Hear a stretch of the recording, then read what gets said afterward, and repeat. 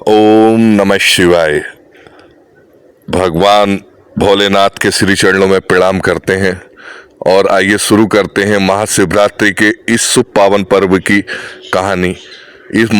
महाशिवरात्रि 2024 की फरवरी माह के अंदर नहीं है, इस बार मार्च में 8 मार्च 2024 को महाशिवरात्रि का शुभ समय शुभ दिन आया है। और इस पर आपके इतनी विशाल तरीके से हम लोगों को इसके लिए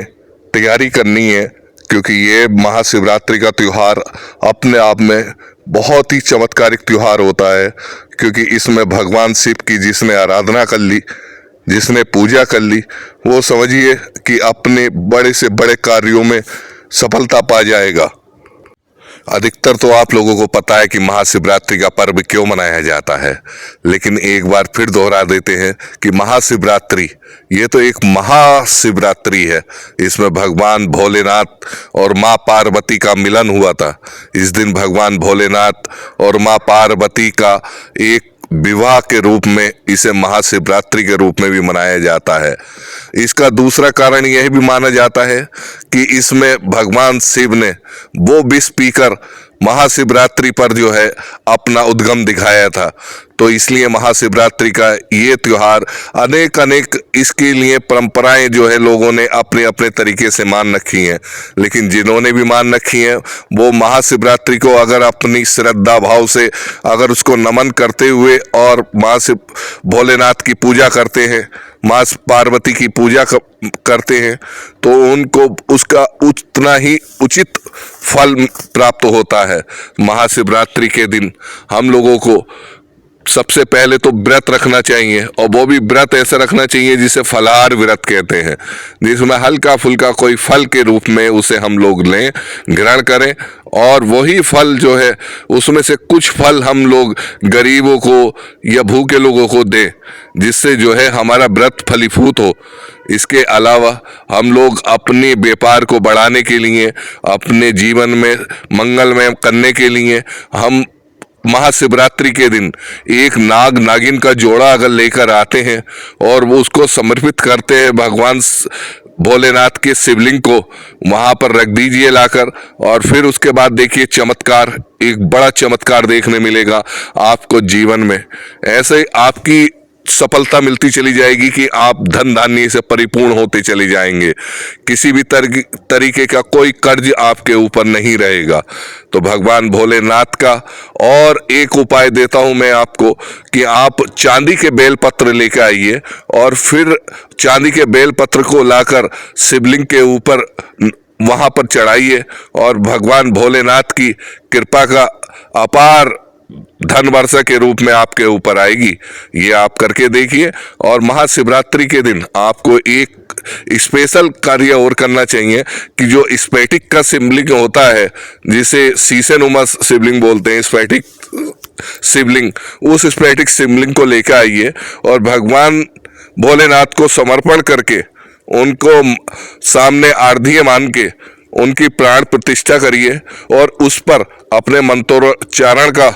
विधि विधान के साथ लगातार मंत्रोच्चारण करिए, ओम नमः शिवाय, ओम नमः शिवाय। उसके लिए आपको विधि विधान के साथ उनको पंचामृत से स्नान कराइए उस स्फटिक शिवलिंग को, और फिर उसके बाद में आपको व्रत रखकर पूरे दिन के और शाम के समय उसकी धूप बत्ती करके धूप और वहां पर दिया जलाइए, और फिर उसके बाद में उनकी आरती कीजिए। आरती करने के साथ साथ उस पर अगर आप बेलपत्र और लगा देते हैं तो और भी बहुत अच्छा शुभ फलदायी मिलेगा। तो भगवान शिवलिंग के लिए बहुत प्रसन्न रहते हैं कि शिवलिंग को जिसने अपनी विधि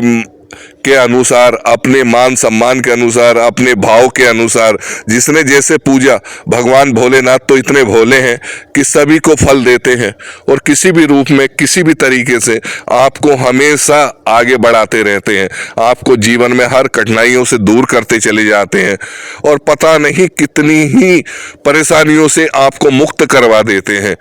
तो भगवान भोलेनाथ का अगला उपाय और मैं आपके साथ साझा कर रहा हूं कि उसी दिन महाशिवरात्रि के एक बड़े दिन ये सबसे बड़ा दिन होता है महाशिवरात्रि का दिन। वैसे तो हर माह के अंदर शिवरात्रि का त्योहार आता है, लेकिन जो सबसे बड़ा त्योहार बताया गया है वो महाशिवरात्रि का फाल्गुन मास के अंदर इस बार 8 मार्च 2024 को ये शुभ दिन आया है। वो शुभ समय आया है जिसमें हम लोग महाशिवरात्रि का पर्व मनाएंगे, और इस महाशिवरात्रि के पर्व के अंदर हम लोग मिलजुल कर अच्छे से तरीके से अपने मंदिरों को सजाएंगे, अपने घर पर अपनी पूजा के स्थान को बहुत ही भक्तिमय माहौल के अंदर उसमें वहाँ पर हम लोग भाव के साथ अपनी निवेदन करके अपना जो भी समर्पण कर सकते हैं, सभी तरीके की चीज़ें वो भगवान भोलेनाथ को समर्पण करिए और व्रत रखिए, पूजा पाठ करिए। इसके साथ साथ अगर आप महाशिवरात्रि के दिन एक चमत्कारिक लाभ देखना चाहते हैं तो इसके लिए आप एक छोटा सा उपाय जो मैं आपको बता रहा हूं, इसके लिए आप ये कार्य करिए कि एक रुद्राक्ष लेकर आइए। वो रुद्राक्ष को लेकर, अगर वो पंचमुखी रुद्राक्ष है तो और भी अच्छी बात है, जिसमें 5 तरीके से मुख होते हैं, वो लाने के बाद उसको मंत्रोच्चारण करिए और उसे लाकर शिवलिंग के ऊपर उसको स्पर्श करवाइए, और फिर वहाँ पर स्पर्श करने के बाद वहाँ पर भगवान भोलेनाथ के वहाँ पर चालीसा करिए, शिव चालीसा जिसे बोलते हैं, और शिव चालीसा करने के बाद वहाँ पर फिर आरती करिए और उस रुद्राक्ष को किसी भी लाल धागे में निकाल कर उस लाल धागे को अपने गले में धारण करिए। और महाशिवरात्रि के दिन अगर आप ये पूरी रात जगकर करना है, उस रात सोना नहीं है आपको किसी भी तरीके से, क्योंकि आप भोलेनाथ के इस महाशिवरात्रि पर्व को मना रहे हैं। उसमें जितने भी भाव भी के साथ आप ये कार्य करेंगे तो आपको उतनी ही बड़ी सफलता आपको देखने मिलेगी आपके जीवन में। तो आपसे मेरा निवेदन है कि अगर आप कर रहे हैं तो उसको और बढ़ चढ़कर करें, क्योंकि ये भाव जो है भगवान भोलेनाथ का हमेशा जो है आपके मन में, हृदय में हमेशा विराजमान होना चाहिए। तो इस बार महाशिवरात्रि का ये पावन पर्व 2024 मार्च महीने की 8 तारीख को बहुत ही भक्तिमय तरीके से हम आप लोगों को मनाना है। और इसमें सबसे पहले हम लोगों को, फिर मैं आपसे वही दोहराना चाहूँगा कि सबसे पहले हम लोगों को भगवान भोलेनाथ के जो शिवलिंग है उस पर पंचामृत से स्नान कराना है, और पंचामृत से स्नान करवाने के बाद फिर उसके बाद भेल, धतूरा और भांग, इन तीनों का मिश्रण करके या तीनों को अलग अलग लेकर भगवान भोलेनाथ के शिवलिंग के ऊपर रखिए, और देखिए चमत्कारिक प्रभाव बहुत आगे बढ़ते चले जाएंगे। जीवन में किसी भी तरीके की कोई भी परेशानी नहीं पड़ेगी। इसके अलावा अगर आप भोलेनाथ की एक भक्त बनना चाहते हैं तो उसके लिए आप एक चिलम लेके आइए। वो चिलम लेके आने के बाद भगवान भोलेनाथ के शिवलिंग के ऊपर उस चिलम को रखिए, और फिर उसके बाद मंत्रोच्चारण करके उस चिलम को किसी बाबा को किसी मंदिर पर जाकर वहां पर दान दे के आइए, और उसका प्रभाव देखिएगा। उसका प्रभाव तो आपको एक अलग ही मुकाम पर लेके जाएगा, क्योंकि भगवान भोलेनाथ को कहा गया है, सारे जितने भी हमारे साधु संत हैं वो सब चिलम के बहुत बड़े अनुयायी होते हैं, बहुत बड़े पसंदीदा रखते हैं अपने आप में, क्योंकि चिलम को वो साक्षात भोलेनाथ का प्रसाद के रूप में जानते हैं। तो भगवान भोलेनाथ की इस चिलम को अगर आप चांदी की चिलम भी ले सकते हैं, चाहे तो मिट्टी की चिलम ले सकते हैं, उस चिलम को आप भगवान भोलेनाथ के शिवलिंग के ऊपर रखकर वहां मंत्रोच्चारण करने के बाद फिर उसके बाद उसी दिन अगर आप किसी साधु संत को या किसी मंदिर में जाकर वहां पर भगवान भोलेनाथ के मंदिर में जाइए, वहां पर बहुत साधु मिलेंगे, वहां पर किसी साधु संत को देकर आइए वो चिलम, और साथ में अगर आप दे सकते हैं तो उन्हें 5 तरीके के फल और दे दीजिए। फिर देखिए चमत्कार। फिर आप जब आप उनको देके दान देके आ रहे हो तो पलट कर नहीं देखना है आपको। और महाशिवरात्रि के दिन भगवान भोलेनाथ की कृपा से कहा गया है कि जय हो भोलेनाथ की, कमी नहीं किसी बात की। अगर आप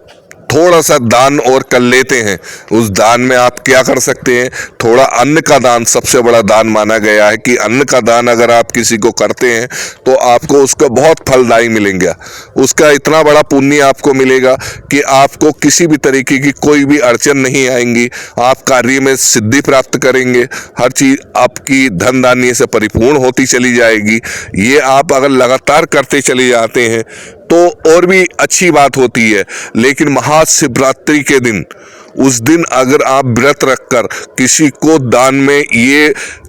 अन्न दान कर देते हैं, या आप थोड़े वस्त्र दान कर देते हैं, या किसी को धन दान कर देते हैं, अगर ये सामर्थ्य भी आपके पास नहीं है तो आप अच्छे विचारों का दान कर सकते हैं। किसी भी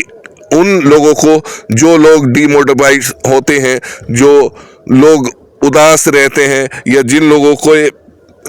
अपने कार्य में सिद्धि नहीं मिलती है, उनको अपना विचार दान भी कर सकते हैं। तो कुल मिला के उस दिन अगर आप दान का बहुत बड़ा महत्व बताया गया है कि आप किसी भी तरीके से किसी भी प्रकार का दान अगर आप करते हैं तो उसमें आपको बहुत ही बड़ा उसका पुण्य मिलता है और आप फलदायी होते हैं अपने जीवन में। आपको हर तरीके की किसी भी तरीके की कोई परेशानियों से निजात मिलती रहती है। जय भोलेनाथ की।